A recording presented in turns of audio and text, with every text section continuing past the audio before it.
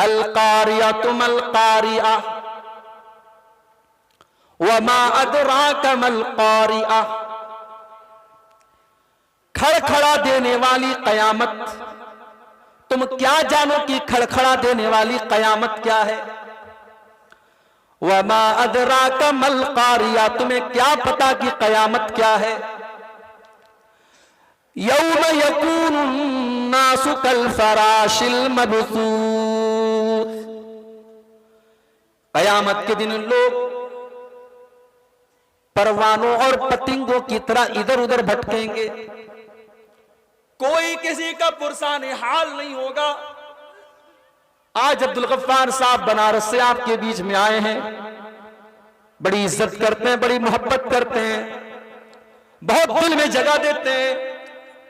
कल कयामत के दिन कोई किसी के काम आने वाला नहीं है। कोई किसी जिससे अकीदत रखता है, जिससे मोहब्बत रखता है, उसको पूछने वाला, उसकी हाल चाल लेने वाला भी कोई नहीं होगा। कयामत का दिन तो ऐसा होगा, भाई भाई के काम ना आएगा, बाप बेटे के काम ना आएगा, माँ बेटे के काम ना आएगी। यौम यकूनु नासु कल फराशिल मबसूस, उस दिन लोग बिखरे हुए परवानों की तरह, पतंगों की तरह होंगे। वतकूनुल जिबालु कल इहनिल मनफूश, और ये बड़े बड़े पहाड़ ये रंगीन ऊन की तरह दिखेंगे, इतने हल्के हो जाएंगे जैसे रुई के गाले होते हैं, जैसे रंगीन ऊन होता है, ऊन बड़ा हल्का होता है, ये बड़े बड़े पहाड़ ऊन की तरह हल्के नजर आएंगे। फअम्मा मन सकुलत मवाज़ीनुहु फहुव फी ईशतिर रादिया, अल्लाह फरमा रहा है कयामत के दिन जिसकी नेकियों का पलड़ा भारी होगा, अल्लाह के तराजू के ऊपर, अल्लाह के मीजान के ऊपर जिसकी नेकियों का पलड़ा भारी होगा, वजनदार होगा, फहुव फी ईशतिर राज़िया, वो अपनी पसंद की जिंदगी गुजारेगा, वो जन्नत में जाएगा, वो ऐशो आराम की जिंदगी गुजारेगा। व अम्मा मन खफ़्फ़त मवाज़ीनुहु फ़उम्मुहु हाविया, और जिसकी नेकियों का पलड़ा हल्का और गुनाहों का पलड़ा भारी हो जाएगा, फ़उम्मुहु हाविया, उसका ठिकाना हाविया होगी। वमा अदराका मा हिया, और तुम क्या जानो कि हाविया क्या है। नारुन हामिया, हाविया तो जहन्नम की भड़कती हुई आग का नाम है। कयामत के दिन अल्लाह तबारक व तआला के यहां जिसकी नेकियां ज्यादा होंगी वो कामयाब होगा। अल्लाह के तराजू पर जिसकी नेकियों का पलड़ा भारी है और गुनाहों का पलड़ा हल्का है वो कामयाब है, और जो इसका अपोजिट है वो नाकामयाब है। पता ये चला एक मोमिन को कयामत के दिन सबसे ज्यादा अगर जरूरत पड़ेगी तो नेकियों की जरूरत पड़ेगी। सबसे कीमती चीज एक मोमिन के लिए कयामत के दिन अगर कोई होगी तो नेकियां होंगी। मेरे प्यारे भाइयों, संग्रामपुर के जलसे में आए हुए मेरे नौजवान साथियों, जब सबसे कीमती चीज हमारी नेकियां हैं तो क्या यह सवाल पैदा नहीं होता, क्या हमारे लिए जिम्मेदारी नहीं बनती कि हम अपनी नेकियों को संभाल संभाल के रखें, अपनी नेकियों को बचा बचा के रखें, ताकि कल कयामत के दिन कहीं ऐसा ना हो हमारी नेकियां बर्बाद हो जाएं, कल अल्लाह ताला के तराजू पर हमारी नेकियां जीरो हो जाएं। आजकल एक खबर आपने सुनी होगी, मोबाइल पर फोन आता है, फर्जी फोन आता है और धोखे से आपसे ओटीपी मांगी जाती है और आपका अकाउंट खाली। और अभी तो एक और न्यूज आई है, इंसान 420 में और मकरो फरेब में कितना आगे निकल रहा है। एक और न्यूज ये आई है कि अब बाकायदा ऐसा सिस्टम आया है कि मशीन के जरिए आपके किसी रिश्तेदार की आवाज को कॉपी कर लिया जाएगा। आपके भाई की आवाज में, आपके बाप की आवाज में, आपकी मां की आवाज में फोन आएगा, हाँ मैं फला बोल रहा हूं। मैं थोड़ा सा फंस गया हूं फला फला इलाके में, मेरे अकाउंट में तुम अपनी कुछ रकम डाल दो, मेरा मोबाइल खो गया है, मेरा पर्स खो गया, इस तरीके की बात आती है और आपको लगता है यार ये तो मेरे भाई की आवाज है, मेरी बहन की आवाज है, मेरी मां की आवाज है। आपने जल्दी से पैसा ट्रांसफर कर दिया, पता लगा वो फर्जी फोन था, फर्जी कॉल था और आपके साथ धोखा हो गया। आपने जिस पैसे को अपने अकाउंट में डाला है, अगर कोई उसको जीरो कर दे, आपका पैसा कोई धोखे से निकाल ले, आपको कैसा लगेगा मेरे भाई? एक तो ये होता है कि हमारे अकाउंट में पैसा है, हमने एटीएम से पैसा निकाला, हमने फोन पे कर दिया, हमने उस पैसे को खर्च कर दिया, वो एक अलग मैटर है। लेकिन धोखे से हमारा अकाउंट जीरो हो जाए, ये तो बड़े खसारे की बात है। अब जरा कुरान का 15वां पारा उठाओ। अल्लाह फरमाता है सूरह कहफ के अंदर, कुरान के 16वें पारे में, कुल हल नुनब्बिउकुम बिल अक्सरीन आमाला। ऐ नबी आप बता दीजिए सबसे ज्यादा खसारे में और सबसे ज्यादा घाटे में और सबसे ज्यादा लॉस में कौन लोग होंगे? अल्लज़ीना ज़ल्ला सायुहुम फिल हयातिद दुनिया व हुम यहसबूना अन्नहुम युहसिनूना सुना। सबसे ज्यादा घाटे में वो लोग होंगे जो नमाज भी पढ़ रहे हैं, जो कुरान भी पढ़ रहे हैं, जो रोजा भी रख रहे हैं, जो दान खैरात भी कर रहे हैं, जो ज़कात भी दे रहे हैं, जो रमजान में उम्रा भी कर रहे हैं, जो हज भी कर रहे हैं, जो बहुत सारी नेकियों को अपने अकाउंट में डाल रहे हैं, मगर जब कयामत के दिन जाएंगे उनका अकाउंट जीरो होगा, उनका नेकियों का अकाउंट खाली होगा। ऐ नबी बता दीजिए सबसे ज्यादा घाटे में वही लोग होंगे, अल्लज़ीना ज़ल्ला सायुहुम फिल हयातिद दुनिया, उनकी सारी नेकियां बर्बाद हो जाएंगी और वो तो ये समझ रहे हैं कि हम बहुत नेकी का काम कर रहे हैं। ये कौन लोग होंगे? यही मेरी तकरीर का उन्वान है। वो कौन सी चीज है जो आपके नेकियों के अकाउंट पर डाका डालती है, जो आपकी नेकियों के अकाउंट को जीरो कर सकती है, जो कयामत के दिन आपको पछताने पर मजबूर कर सकती है? वो कौन सी चीजें हैं जो हमारी नेकियों को बर्बाद कर देती हैं? यही आज का हमारा टॉपिक है, यही आज का हमारा विषय है और उन्वान है। अल्लाह ने फरमाया, उलाइकल्लज़ीना कफ़रू बिआयाति रब्बिहिम व लिक़ाइहि फहबितत आमालुहुम फला नुक़ीमु लहुम यौमल क़ियामति वज़ना। ऐ नबी बता दीजिए जो अल्लाह के ऊपर ईमान नहीं रखता है, जो कयामत के दिन के ऊपर ईमान नहीं रखता है, जो अल्लाह का इनकार करता है, जो कयामत का इनकार करता है, जो मोमिन नहीं है, जो काफिर है, जो अल्लाह का इनकार करने वाला है, यही वो लोग होंगे जिनकी सारी नेकियां बर्बाद हो जाएंगी और कयामत के दिन उनकी नेकियों का कोई वजन नहीं होगा। बुझते पारें? पहली चीज जो आपकी नेकियों को बर्बाद कर देगी, पहली चीज क्या है? कुफ्र है, शिर्क है। हज करते चले जाओ, उम्रा करते चले जाओ, अगर ये पेशानी अल्लाह के अलावा किसी पत्थर के आगे झुक गई, किसी मजार के आगे झुक गई, किसी कब्र के आगे झुक गई, किसी इंसान के आगे झुक गई, किसी पेड़ के आगे झुक गई, किसी नदी के आगे झुक गई, किसी भी गैरुल्लाह के आगे अगर ये सर झुका है और शिर्क करके आदमी दुनिया से गया है, तो वो इंसान कयामत के दिन उसकी नेकियों का अकाउंट जीरो हो जाएगा, उसकी नेकियां उसके काम नहीं आएंगी। ये कुरान की आयत है, अल्लाह फरमाता है। और आगे बढ़िए, कुरान का 19वां पारा उठाइए। वक़ालल्लज़ीना ला यरजूना लिक़ाअना लौला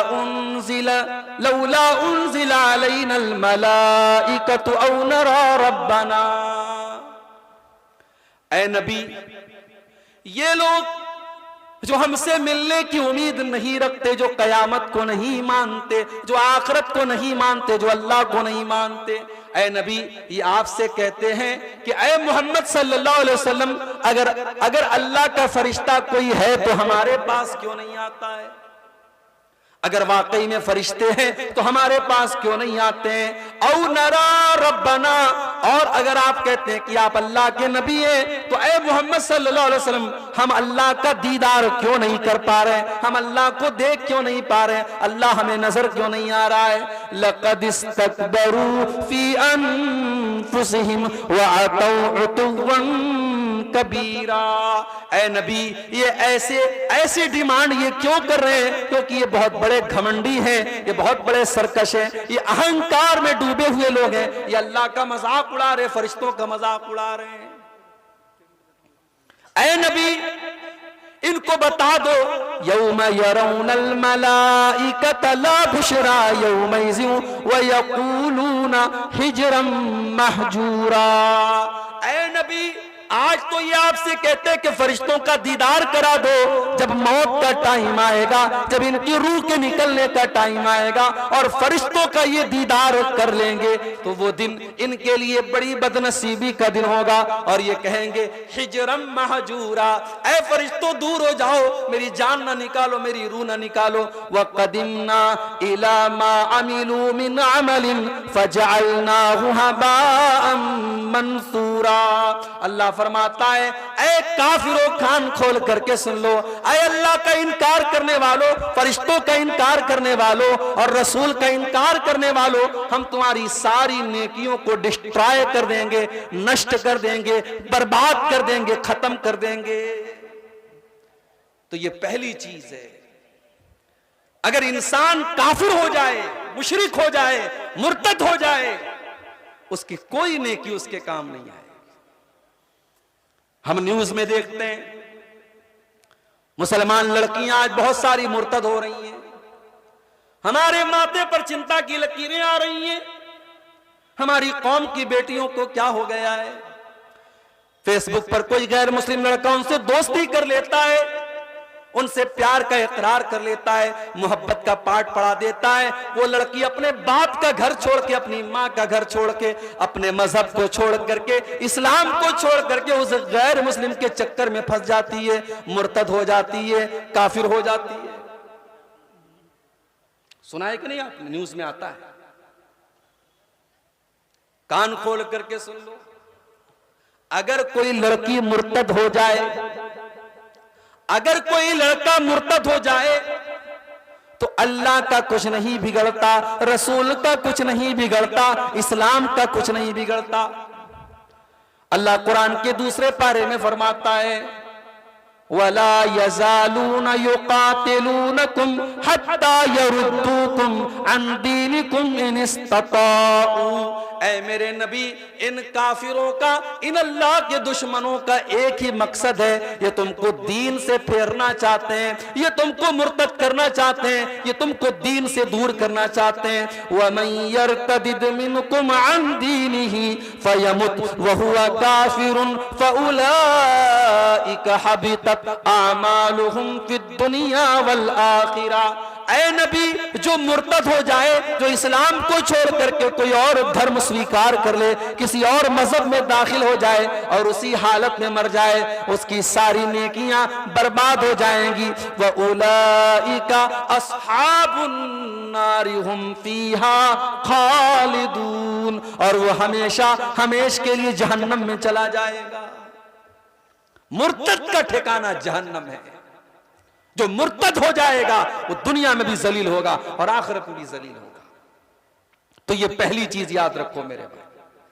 शिर्क कर दिया, अल्लाह का इनकार कर दिया, नबी का इनकार कर दिया, तकदीर का इनकार कर दिया, फरिश्तों का इनकार कर दिया, अल्लाह की किताबों का इनकार कर दिया, तो काफिर हो जाएगा इंसान। और काफिर की कोई नेकी अल्लाह के यहां काम आने वाली नहीं।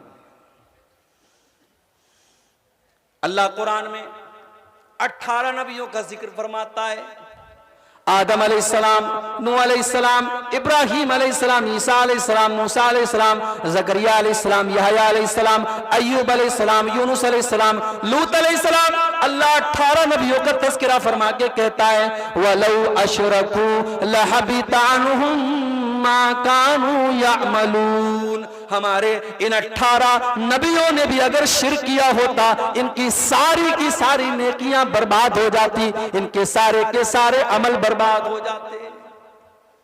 अल्लाह क्या मुशरिक की कोई नेकी कबूल होने वाली नहीं है। अभी हमारे उत्तर प्रदेश से एक न्यूज आई है, लखनऊ से 300 मुसलमान अयोध्या का सफर करते हैं और श्री रामचंद्र जी की जो मूर्ति स्थापित हुई अभी हाल ही में हमारे प्राइम मिनिस्टर साहब ने की है, उस मंदिर की जियारत करने के लिए 300 मुसलमान लखनऊ से चल करके अयोध्या जाते हैं। मीडिया उनको बहुत सम्मान देता है कि साहब ये मुसलमान। माफ कीजिएगा मेरे भाई, दो रंगी छोड़ एक रंग हो जा।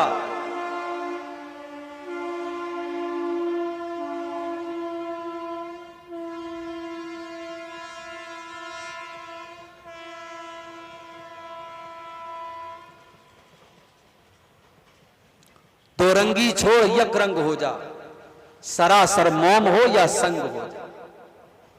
आप अगर ये चाहते हैं कि आप ला इलाहा इल्लल्लाह भी पढ़ते रहे, अल्लाह अकबर भी पढ़ते रहे और पत्थर के बुतों के आगे आप सजदा भी करें, गैरुल्लाह के आगे आप सर भी झुकाएं और गैरुल्लाह के नाम के नारे भी लगाएं, अल्लाह भी खुश, शैतान भी खुश, राम भी खुश, रहमान भी खुश, ये नहीं हो सकता मेरे भाई, ये नहीं हो सकता। तौहीद, हमारे दीन की पहचान तौहीद है। हम ला इलाहा इल्लल्लाह जब पढ़ते हैं, हमें इकरार करते हैं कि अल्लाह ही हमारा माबूद है और हम इनकार करते हैं कि अल्लाह के सिवा कोई पूज्य नहीं है, कोई उपासना के लायक नहीं है, कोई इबादत के लायक नहीं। और यह अलग बात है, हमारे हिंदू भाइयों को भी गलत पट्टी पढ़ाई गई है, वरना उनके धार्मिक ग्रंथों में भी यही कहा गया है, एकम ब्रह्मादित्य नास्ति नीना नास्ति नास्ति किंचन। अल्लाह एक है, ब्रह्मा एक है, दूसरा नहीं है, बिल्कुल भी नहीं है, कदापि नहीं है, हरगिज नहीं है। तौहीद तो उनके मजहब में भी है। डॉक्टर जाकिर नायक साहब की किताब है, इंग्लिश में और हिंदी में, बांग्ला में भी आपको मिल जाएगी, similarities between Hinduism and Islam. Islam और हिंदुइज्म के बीच में कौन कौन सी चीजें सिमिलर है, कॉमन है, उसको जाके आप पढ़ लीजिए, पूरे हवाले आपको मिल जाएंगे कि तौहीद का जो तसव्वुर इस्लाम पेश करता है वो हिंदू धर्म के अंदर भी मौजूद है। मूर्ति पूजा और बुतों की पूजा का तसव्वुर हिंदू मजहब में बाद में आया है। श्री रामचंद्र जी हमारे नजदीक बहुत नेक इंसान थे, अपने दौर के बहुत अच्छे राजा थे, मर्यादा पुरुषोत्तम उनको कहा जाता है। हम उनको एक अच्छा इंसान मानते हैं, हम उनको माबूद नहीं मान सकते, हम उनको रब नहीं मान सकते। क्यों? क्योंकि हम जिसको रब मानते हैं उसका क्राइटेरिया ये है, कुल हुवल्लाहु अहद अल्लाहु समद लम यलिद वलम यूलद वलम यकुल लहू कुफुवन अहद। अल्लाह एक है, अल्लाह बेनियाज है, अल्लाह किसी का बेटा नहीं है, अल्लाह का कोई बेटा नहीं है और अल्लाह के बराबर कोई नहीं है। वो रब नहीं हो सकता जिसकी बीवी का कोई अपहरण करके लेके चला जाए, वो रब नहीं हो सकता जिसको 14 साल वनवास करना पड़े, वो रब नहीं हो सकता, वो माबूद नहीं हो सकता। इस्लाम का तसव्वुर नहीं है मेरे भाई, इस्लाम का ये कॉन्सेप्ट नहीं है। अब जिन मुसलमानों ने ये काम किया है वो जाने और उनके आमाल जाने। मेरा रब कुरान में कहता है कि तुम तौहीद पर अगर आए हो, इस्लाम पर अगर आए हो तो इसी पर कायम रहना, शिर्क के करीब मत जाना। देख लो हमारे 18 नबियों की बात करता है अल्लाह, अगर इन्होंने भी शिर्क किया होता तो इनकी नेकियां बर्बाद हो जाती। तो ये पहली चीज नोट कर लीजिए, शिर्क नहीं करना है, कुफ्र नहीं करना है और इसको हल्के में मत लेना। पाकुड़ का मुसलमान और ये जो बेल्ट है आपका, जहां अहले हदीसों की एक बड़ी तादाद है, आप इस गलतफहमी में मत रहना कि साहब हम तो अहले हदीस हैं, हमारे यहां मजारों पर सजदा नहीं होता, हम कब्रों पर सजदा नहीं करते, हमारे यहां शिर्क नहीं होता। आने वाला दौर बहुत नाजुक है मेरे भाई। संथाल परगना के ये जो हमारे अहले हदीस मुसलमान हैं, ये सोच लें और तसव्वुर कर लें, आगे आने वाले 20 सालों में हालात बड़े नाजुक होंगे। हमें अपनी आने वाली नस्लों का ईमान बचाना है, अपने बच्चों को तौहीद सिखाना है, अपनी बेटियों को तौहीद सिखाना है। नहीं अगर आपने सिखाया तो नबी की वो हदीस अपने सामने रखिए। अल्लाह के नबी फरमाते हैं, बादिरू बिला माली फितनन कक़ितइल लैलिल मुस्लिम युस्बिहु अर्रजुलु मुमिनन व युमसी काफिरा व युमसी मुमिनन व युस्बिहु काफिरा यबीउ दीनहु बिअरदिन मिनद दुनिया। अल्लाह के नबी फरमाते हैं, ओ लोगो जल्दी से नेक अमल कर लो, जल्दी से अच्छे अच्छे काम कर लो, फितनों का दौर आने वाला है। कयामत के पहले कैसा दौर आने वाला है, सुबह को एक इंसान मोमिन होगा और शाम होते होते काफिर हो जाएगा, और शाम को मोमिन होगा और सुबह होते होते काफिर हो जाएगा। और इंसान अपने दीन का सौदा कर लेगा, चंद सिक्कों के बदले में अपने दीन को बेच देगा। अभी आपने देखा होगा अयोध्या के अंदर जो प्रोग्राम हुआ था, उसमें एक लंबी दाढ़ी वाले मौलाना साहब भी तशरीफ फरमाते, देखा था आपने वीडियो में।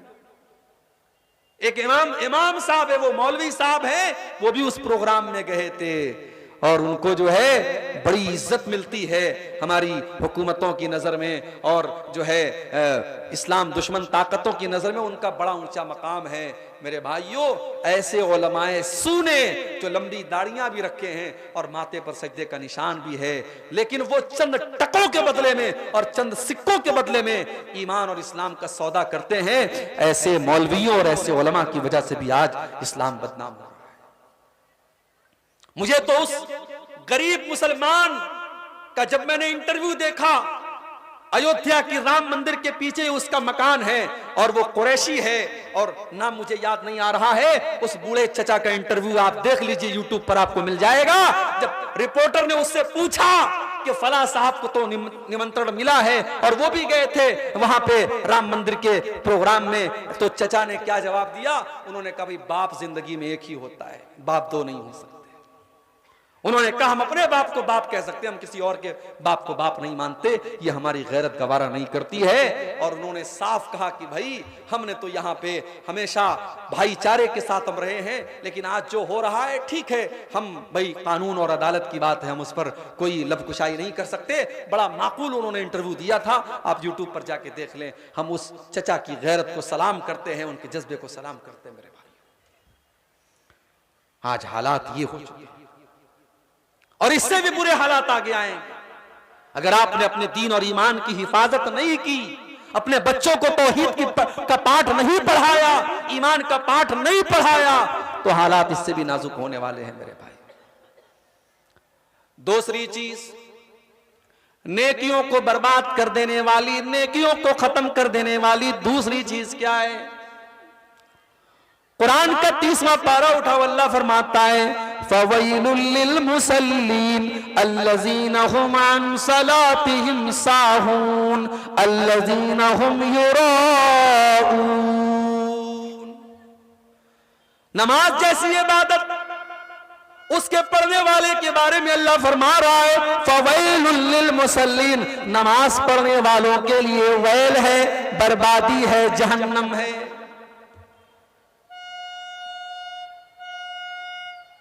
ये रेलवे स्टेशन या रेलवे पटरी के करीब में प्रोग्राम होता है ना, बहुत डिस्टर्ब होता है।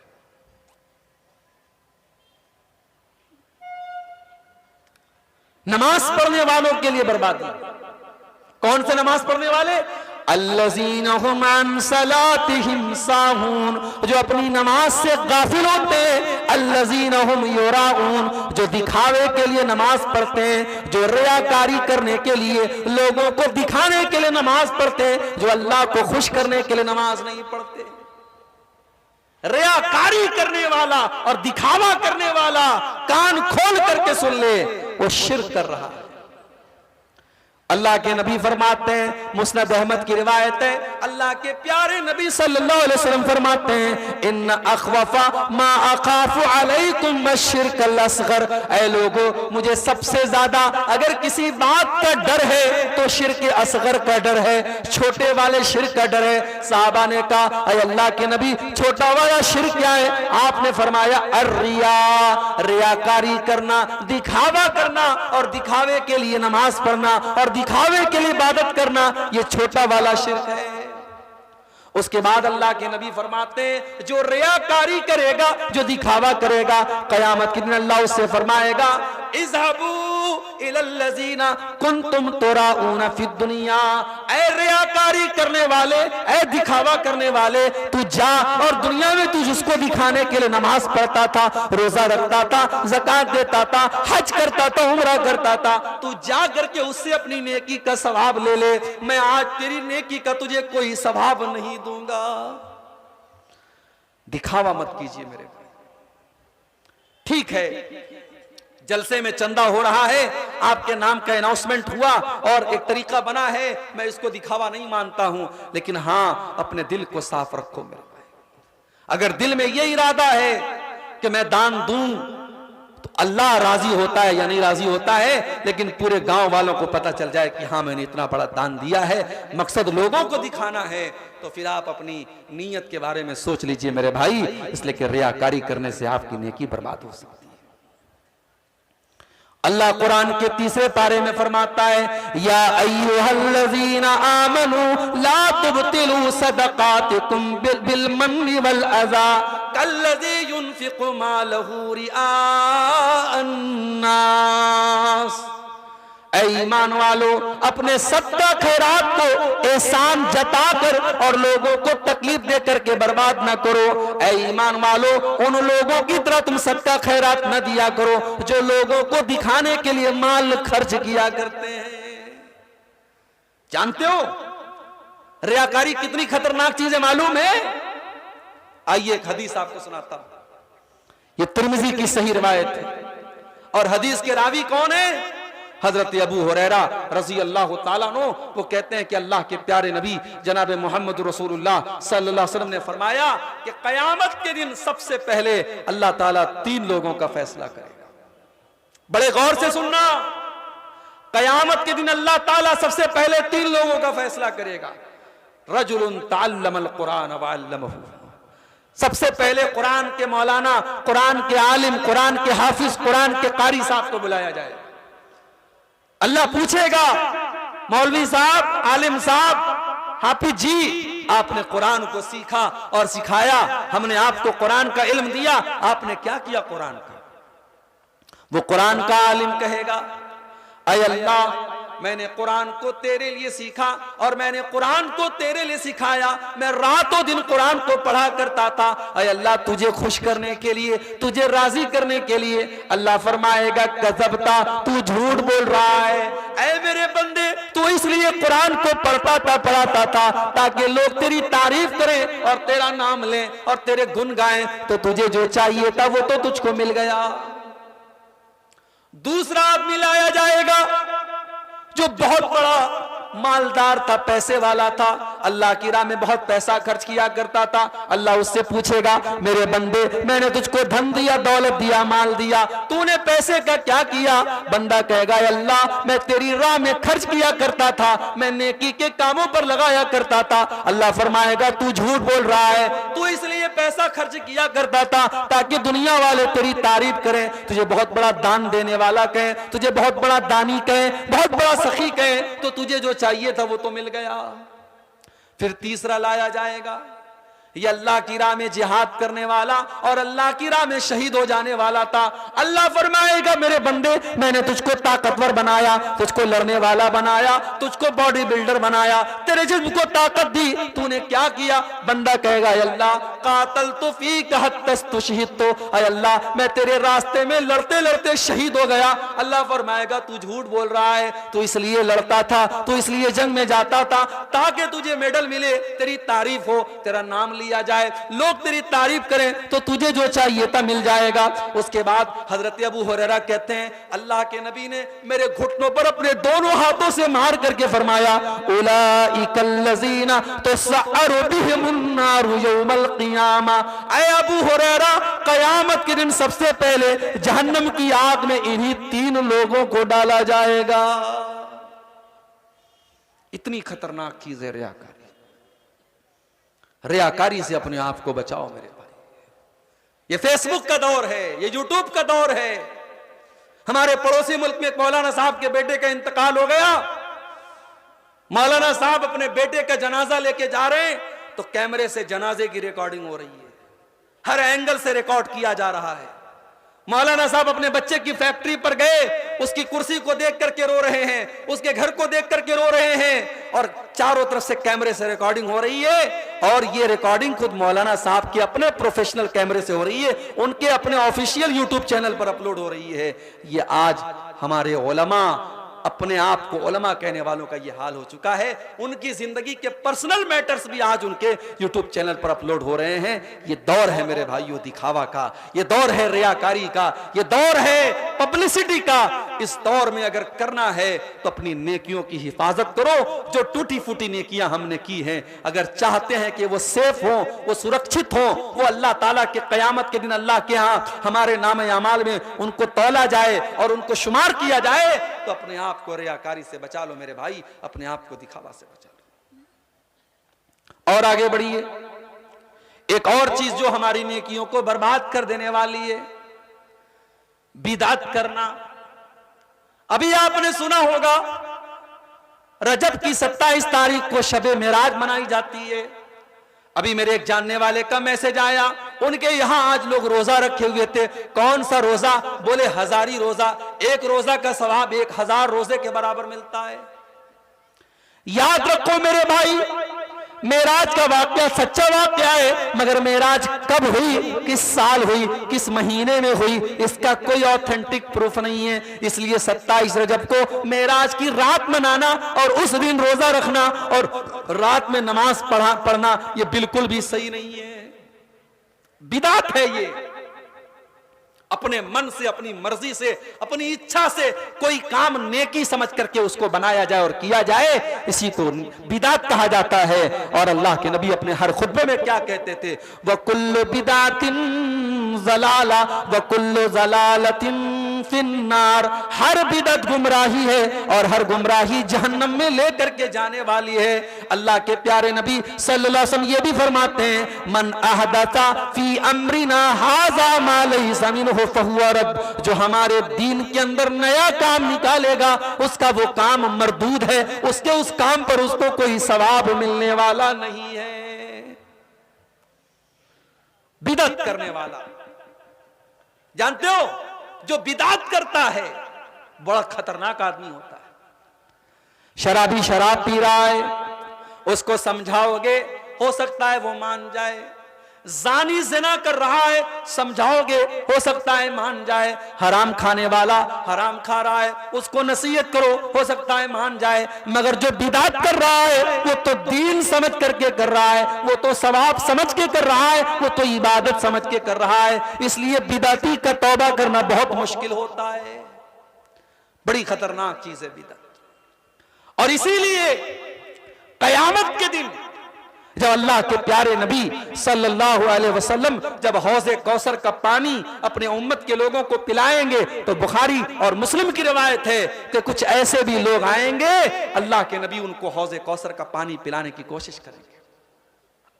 जब अल्लाह के नबी उनको हौज़े कौसर का पानी पिलाने लगेंगे तो फरिश्ते रोक देंगे और फरिश्ते कहेंगे, ऐ अल्लाह के नबी आप इनको ये हौज़े कौसर का पानी नहीं पिला सकते। तो अल्लाह के नबी फरमाएंगे, ये तो मेरी उम्मत के लोग हैं, ये तो मेरा कलमा पढ़ने वाले लोग हैं, ये तो मेरे मानने वाले लोग हैं। तो सहाबा क्या, तो फरिश्ते क्या कहेंगे? फरिश्ते कहेंगे, ऐ अल्लाह के नबी इन्नका ला तदरी मा अहदसु बादक। ऐ अल्लाह के नबी आप नहीं जानते इन्होंने आपके बाद आपके दीन में कौन कौन से नए नए काम निकाले हैं, आपके दीन को बिगाड़ के रख दिया है, आपके दीन का तमाशा बना के रख दिया है। हर महीने की कोई नई बिदअत।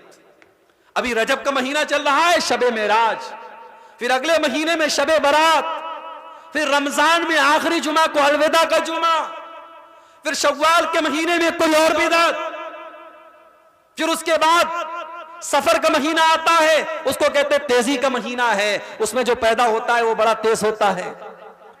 हर महीने की कोई नई बिदअत है मेरे प्यारे साथियों। बिदअतों से अपने आप को बचाओ, बिदअत बड़ी खतरनाक चीज है, हमारी और आपकी नेकियों को बर्बाद कर देती।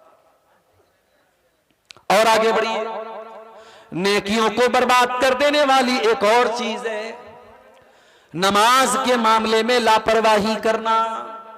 जी हाँ, जो नमाज के मामले में लापरवाही करेगा, जो नमाज की पाबंदी नहीं करेगा, कल कयामत के दिन उसकी और भी नेकियां बर्बाद हो जाएंगी। अल्लाह के नबी सल्लल्लाहु अलैहि वसल्लम फरमाते हैं, तिर्मिजी की रिवायत है, इन्ना अव्वल मा युहासब बिहिल अब्दु यौमल क़ियामति सलातुहु, कयामत के दिन पहला हिसाब नमाज के बारे में होगा। फ़इन सलहत फ़क़द अफ़लह व अनजहा, अगर नमाज सही है तो इंसान कामयाब हो जाएगा। व इन फसदत, और अगर नमाज का मामला गड़बड़ है, फ़क़द खाब व खसिरा, तो इंसान नाकाम हो जाएगा, नामुराद हो जाएगा। हमारे बहुत सारे नौजवान भाई पूछते हैं, शेख साहब गंदी आदत में पड़ गया हूं, रात में इंटरनेट पर गंदी मूवी देख करके अपने हाथों से ज़िना करता हूं और ये गंदी आदत छूट नहीं रही, कोई तरीका बता दीजिए। कोई नौजवान पूछता है, शेख साहब बड़ी बेहयाई का दौर है, मैं कॉलेज में पढ़ता हूं, लड़कियां बेपर्दा घूमती हैं, लड़कियों के फितने में मैं मुब्तला हो सकता हूं, मुझे कोई तरीका बता दीजिए। और मैं तुमको तरीका बताता हूं, और ये तरीका कुरान का तरीका है, ये नुस्खा कुरान का बताया हुआ नुस्खा है। अल्लाह कुरान में फरमाता है सूरह मरियम के अंदर, फ़ख़लफ़ मिन बादिहिम ख़ल्फ़ुन अज़ाउस सलाता वत्तबउश शहवाति फ़सौफ़ यल्क़ौन ग़य्या। जो लोग नमाज के मामले में लापरवाही करेंगे, वो लोग ख्वाहिशात के पैरोकार हो जाएंगे। वो कभी औरत के फितने में पड़ जाएंगे, कभी इंटरनेट के फितने में पड़ जाएंगे, कभी ज़िना के फितने में पड़ जाएंगे। जो नमाज के मामले में लापरवाही करेगा वो ख्वाहिशात का पैरोकार हो जाएगा। इसका अपोजिट मतलब ये निकला कि जो नमाज की पाबंदी करेगा वो इन फितनों से बचा रहेगा। मेरे नौजवान साथियों, अगर औरत के फितने से बचना चाहते हो, अगर इंटरनेट के फितने से बचना चाहते हो, अगर हाथों के ज़िना से बचना चाहते हो, नमाज की पाबंदी करो, नमाज की पाबंदी करो, इंशाअल्लाह बहुत सारी बुरी आदतें आपकी छूट जाएंगी। इसीलिए अल्लाह कुरान के 21वें पारे के शुरू में कहता है, अक़िमिस सलाता, ऐ नबी नमाज कायम कीजिए, इन्ना सलाता तन्हा अनिल फ़ाशाई वल मुनकर, बेशक ये नमाज आपको बेहयाई से और बुराई से रोकेगी। तो नमाज की पाबंदी न करने से भी इंसान की नेकियां कयामत के दिन जीरो हो सकती है। और आगे बढ़िए, शराब पीने वाला, शराब पीने वाला शराब पी करके अपनी नेकियों को खतरे में डाल रहा है। क्यों? इसलिए कि अल्लाह के नबी फरमाते हैं, मन शरिबल खमरा, जो शराब पीता है, ला यक़बलुल्लाहु सलातहु अर्बईन लैलतन, उसकी 40 दिन तक की नमाज अल्लाह कबूल नहीं करता है।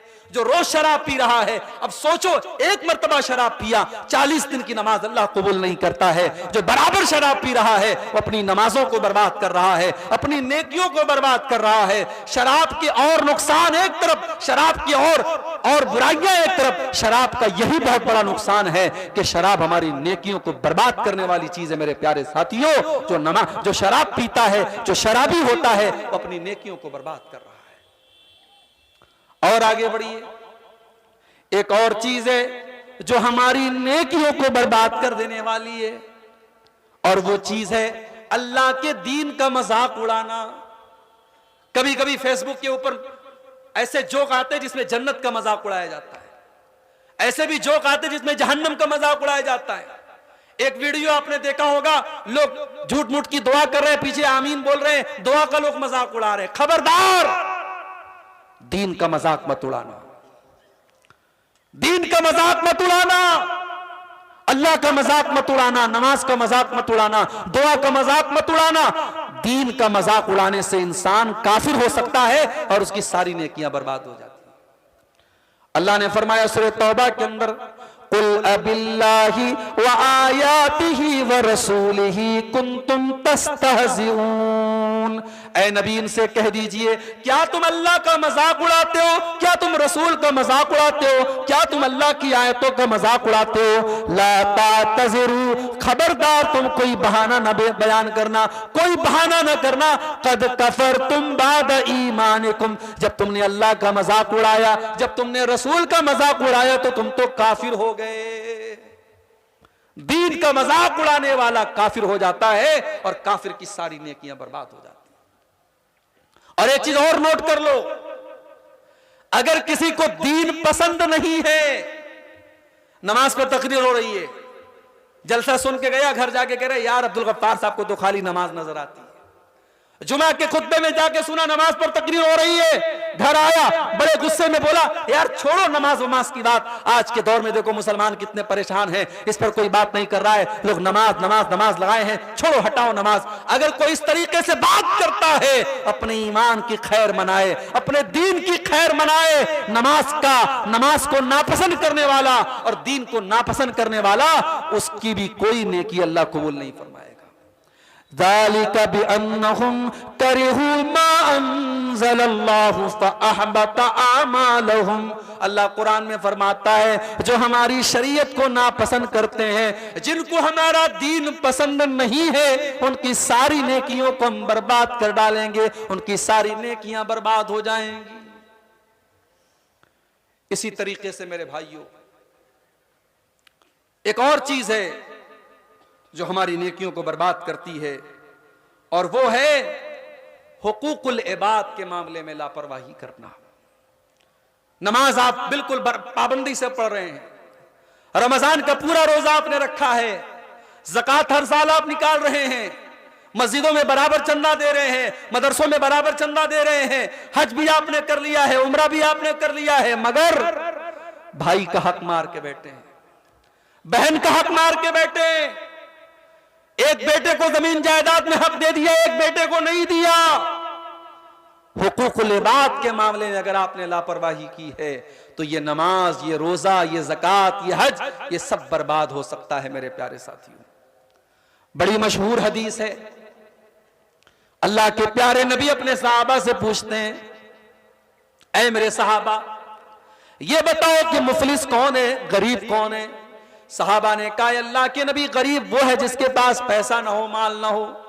आपने फरमाया मेरी उम्मत में सबसे गरीब आदमी वो होगा जो नमाज लेकर के आएगा, जो रोजा लेकर के आएगा, जो ज़कात लेकर के आएगा, जो हज लेकर के आएगा। वयाती कद शतम हाज़ा व ज़रब हाज़ा व क़ज़फ़ हाज़ा व अकल माल हाज़ा। लेकिन किसी का माल खाया होगा, किसी पर झूठा इल्जाम लगाया होगा, किसी पर बहुतान लगाया होगा, किसी को बुरा भला कहा होगा। अल्लाह के नबी फरमाते हैं उन सब लोगों को उसकी नेकियां दे दी जाएंगी। कोई नमाज लेके चला गया, कोई रोजा लेके चला गया, कोई ज़कात लेके चला गया, कोई उम्रा लेके चला गया, एक एक करके उसकी नेकियां खत्म हो जाएंगी। जब नेकियां खत्म हो जाएंगी और फिर भी कुछ लोग ऐसे बाकी बचेंगे जिनका हक उसने मारा है, तो अल्लाह के नबी फरमाते हैं उनके गुनाह इसके ऊपर लाद दिए जाएंगे। सुम्मा तुरिहा फिन्नार, और फिर उसको जहन्नम के अंदर फेंक दिया जाएगा। दुनिया में था लेकिन एक गलती की थी उसने, हुकूकुल इबाद के मामले में लापरवाही की थी, उसकी सारी नेकियां बर्बाद हो जाएंगी। मेरे भाइयों, हुकूकुल इबाद के मामले में बहुत एहतियात करो। आज क्या करते हैं हम? आज एक भाई दूसरे भाई की जमीन पर नाजायज कब्जा करके बैठा है, एक भाई दूसरे भाई की जमीन को हथिया के बैठा है, अदालतों में केस चल रहा है और भाई को पता है कि जमीन मेरी नहीं है, जायदाद मेरी नहीं है, फिर भी केस लड़ रहा है। उसके पास पैसा है, उसके पास पावर है, वो जजों और वकीलों के जरिए अपने पक्ष में फैसला करा सकता है।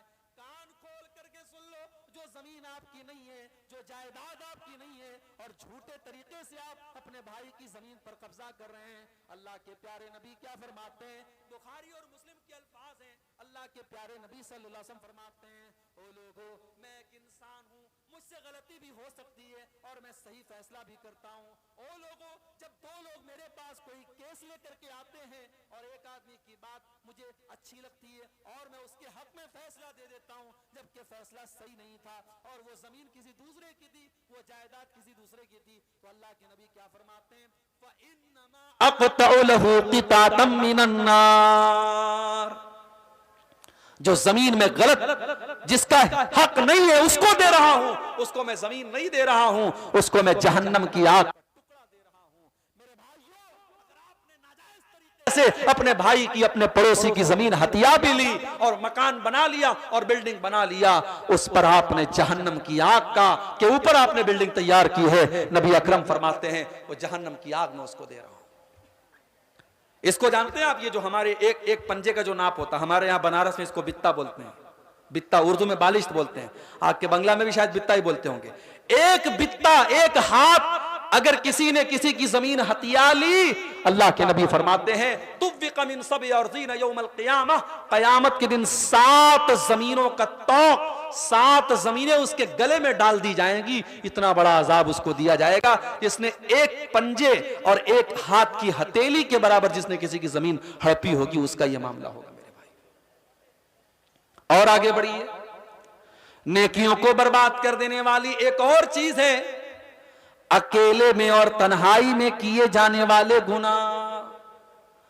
आप घर में रात के 12 बजे और आप अपने बेडरूम में बेड पर बिस्तर पर लेटे हुए हैं और आपके मोबाइल पर इंटरनेट का पैक लगा हुआ है और आपके उंगली के एक टच के ऊपर गंदगी की चीजें आपके सामने आ सकती हैं। मेरे प्यारे साथियों, आप 5 टाइम के नमाजी भी हैं, आप दुनिया की नजर में बड़े नेक और परहेजगार हैं, लेकिन अगर इंटरनेट का आप गलत इस्तेमाल कर रहे हैं और तन्हाई में और अकेले में आप गलत चीजों को देख रहे हैं, तो मेरे भाइयों कान खोल करके सुन लो, अल्लाह के नबी क्या फरमाते हैं। ये इब्ने माजा की सही रिवायत है। अल्लाह के प्यारे नबी सल्लल्लाहु अलैहि वसल्लम फरमाते हैं, मैं अपनी उम्मत के ऐसे लोगों को जानता हूं जो कयामत के दिन पहाड़ के बराबर नेकियां लेकर के आएंगे। अल्लाह ताला उनकी नेकियों को उड़ा करके खाक कर देगा, उनकी नेकियों को बर्बाद कर देगा, उनकी नेकियों को खत्म कर देगा। सहाबा ने पूछा, अरे अल्लाह के नबी वो कौन लोग होंगे, जरा खुल करके बता दीजिए, जरा क्लियर करके बता दीजिए।